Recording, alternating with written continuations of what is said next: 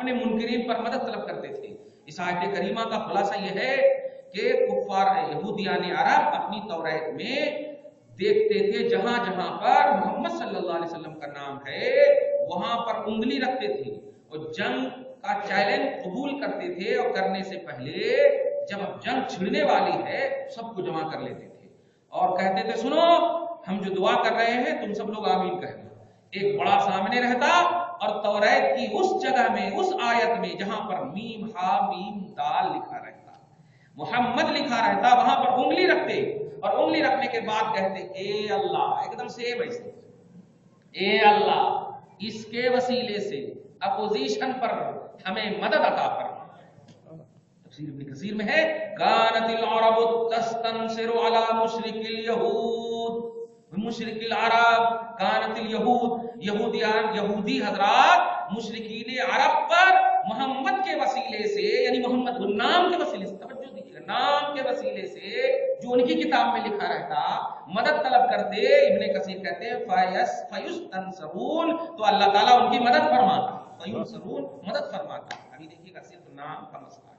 اب اللہ فرماتا ہے فلما جاءہم، پھر جب وہ نام والا آ گیا، فلما جاءہم، پھر جب وہ نام والا آ گیا، ما عرفو، اس کے سیم آیا جس کو وہ اپنی کتاب میں پہچانتے تھے، یعنی جن اوصاف کے ساتھ محمد کو وہ پہچانتے تھے، ایسا وصف ہوگا، یہ ہوگا، ان کے کمالات یہ ہوں گے، ان کی صورت یہ ہوگی، ان کی شکل یہ ہوگی، سارے اوصاف اور کمالات جس طرح بیان کیے گئے، اللہ فرماتا ہے انہی معرفت کے ساتھ ان کے پاس آیا، کفروا نہیں، تو وہ انکار کرتے تھے۔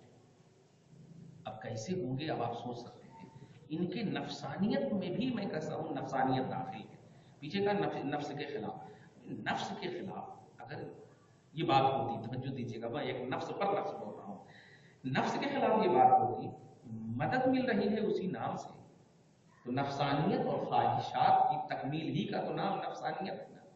جب تکمیل ہو رہی ہے محمد کے نام سے، تو ذات میں کتنا نفس کی تکمیل ہو سکتی تھی، ذات میں کتنی نفسانیت کی تکمیل ہو سکتی تھی۔ اس لیے میں کہتا ہوں یہ نفسانیت اور یہ کیا نفس کی بات نہیں ہے، بلکہ بس وہی بل لعنہم اللہ بکفرہم، یہ اللہ کی لعنت ہے جو انکار مصطفیٰ کی بنیاد پر ہے۔ اب یہاں پر ایک جو عظیم بات کہنے جا رہا ہوں وہ یہ ہے کہ جب اللہ تعالیٰ محمد صلی اللہ علیہ وسلم کے خلاف کچھ بھی سوچنے والے ہوتے ہیں تو اللہ ان سے توفیق کو سلب کر لیتا ہے، یہ بات بتانے جا رہا ہوں۔ کہنا یہ ہے کہ نفسانیت کی تو تکمیل ہو رہی ہے وہاں، تو کیسے کہیں کہ نفسانیت، پھر کیوں نہیں وہ مان رہے ہیں جب ہر طرح سے مل رہی ہے؟ بھائی آج بالکل آج ہمارے معاشرے میں لوگ کیوں یہ ہو رہے ہیں، ادھر سے آزو بازو سے بیٹھے بیٹھے پیسے آ رہے ہیں، تو لوگ نفسانیت کی تکمیل کی بنیاد پر بالکل پھنسے جا رہے ہیں، سب کو چھوڑ دے رہے ہیں، جتنے صراط مستقیم پر ہیں، جتنے نام یافتہ بندے سب کو بلا جا رہا ہے، بلڈوزر چلا دینا چاہیے، ہاؤ جی یہ کر رہے ہیں، اچھا کر رہے ہیں، نہیں کیوں؟ نفسانیت کی تکمیل ہو رہی ہے تو سب کو بلا دی۔ تو ایسے ہی جب محمد کے نام سے ان کے نفس کی تکمیل ہو رہی تھی، خواہشات کی تکمیل ہو رہی تھی، جنگیں جیتی جا رہی تھی، تو پھر کیوں نہیں یہ مانے؟ جواب یہی ملا کہ اللہ کے رسول صلی اللہ علیہ وسلم کے خلاف تھوڑا سا بھی اگر کسی نے سوچا ہے تو اللہ نے توفیق کا دروازہ بند کر دیا، یہ ہے توفیق کا دروازہ بند کر دیا ہے، اسی کو اللہ تعالیٰ فلما جاءہم ما عرفوا، معرفت کے مطابق پوری طرح سے مصطفیٰ کو جاننے کے باوجود جب وہ کمال والا مصطفیٰ آیا کفروا نہیں، تو وہ انکار کر بیٹھے۔ اللہ فرماتا ہے کہ فلعنۃ اللہ علی الکافرین، تو سنو اللہ کے رسول کا انکار کرنے والوں پر اللہ کی لعنت ہے، رسول کا انکار کرنے تو کافرین کا جو جملہ یہاں پر کہا گیا ہے صرف رسالت محمدی کا انکار کرنے پر، بس صرف رسالت، حالانکہ عمومی طور پر کافر کسے کہتے ہیں؟ جو اللہ رسول کو نہ مانے، اللہ رسول کو نہ مانے، مگر اللہ نے یہاں پر جو ڈکلیئر کیا ہے وہ صرف رسالت محمدی کا انکار کرنے کا، اچھا ڈیٹیل کے ساتھ تفصیل کے ساتھ مصطفیٰ جن اوصاف کے ساتھ ان کی کتابوں میں مذکور تھے ان کے ساتھ آنے کے باوجود یہ انکار کر رہے تھے۔ ہم تو یہی کہیں گے الحمدللہ ثم الحمدللہ، ہم کیا ابو بکر جیسے لوگ جو ڈیٹیل اور تفصیل سے نہ جان سکے مصطفیٰ کو، ہم بھی نہیں جانتے، پھر بھی ہم کشا کشا کھینچے جا رہے ہیں نبی کی طرف۔ خدا کی قسم یاد رکھیے یہ اللہ کی توفیق دائمی ہے، یہ خدا کی توفیق دائمی ہے کہ ہم کو کوئی نہیں کہہ رہا ہے کہ نہ مانو، مگر دل آٹومیٹک کھینچا جا رہا ہے یا رسول اللہ کی طرف یا حبیب اللہ کی طرف۔ وجہ کیا ہے؟ نہ صبح دیکھتے ہیں نہ شام دیکھتے ہیں، بس نبی کا نام دیکھتے ہیں، ہر حال میں دیکھتے ہیں، نبی ہی کی طرف دیکھتے ہیں۔ وجہ کیا ہے؟ صرف اللہ کی توفیق دائمی ہے، ورنہ ان لوگوں نے معرفت کے باوجود رب نے توفیق کا راستہ بند کر دیا ان کے لیے۔ وجہ کیا ہے کہ مولا ہمیں چاہتا ہے، اسی لیے توفیق کا سلسلہ قائم رکھا ہے۔